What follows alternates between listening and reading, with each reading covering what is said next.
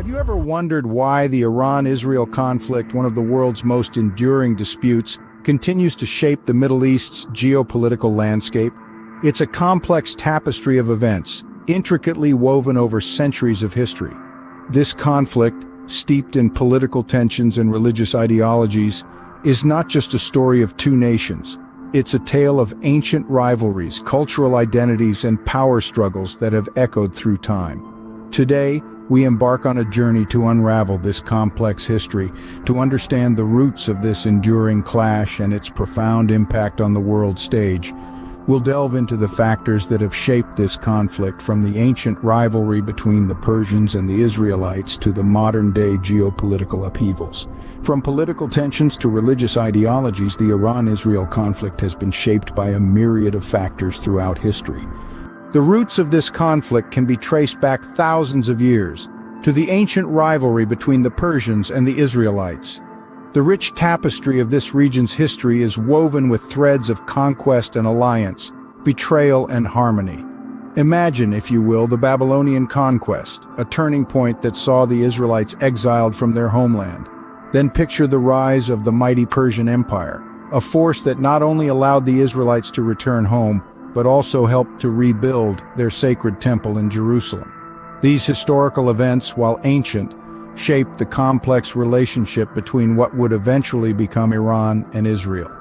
They set the stage for the intricate web of political, religious, and cultural interactions that would follow. Fast forward to the 20th century, the geopolitical landscape drastically changed. But to understand that shift, we must first appreciate the deep historical roots that continue to influence the present.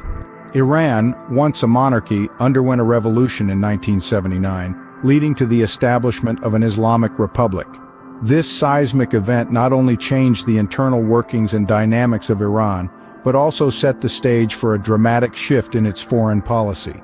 The revolution was a turning point that would significantly impact Iran's relationship with the outside world, especially with the State of Israel.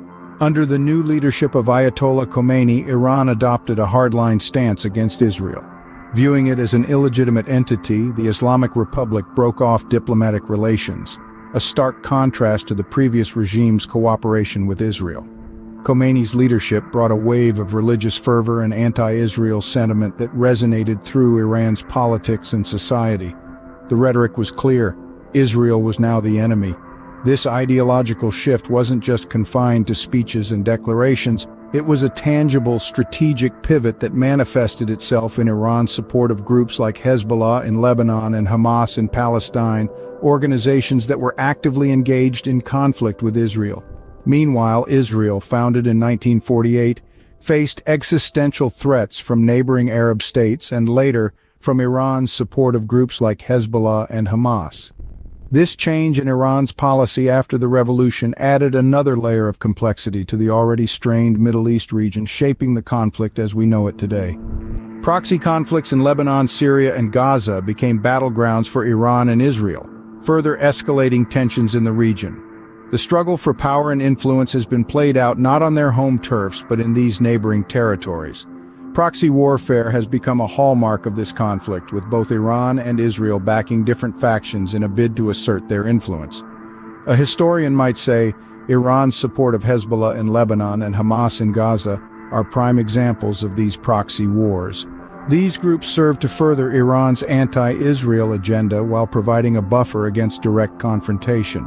Meanwhile, an expert in geopolitics might add, Israel, on the other hand, has often responded with military strikes against these proxies while also engaging in covert operations within Iran itself. This tit-for-tat strategy has only served to fuel the flames of conflict. The religious, ideological, and geopolitical factors at play here are intricate and deeply rooted. A Middle East analyst might assert, both sides have legitimate grievances and concerns, but finding a resolution requires a willingness to engage in dialogue and compromise. As we navigate through the intricate layers of history, one thing becomes clear. Peace in the Middle East hinges on understanding, empathy, and a commitment to finding common ground. The path forward may be fraught with challenges, but the prospect of a peaceful resolution provides a beacon of hope in this seemingly endless conflict.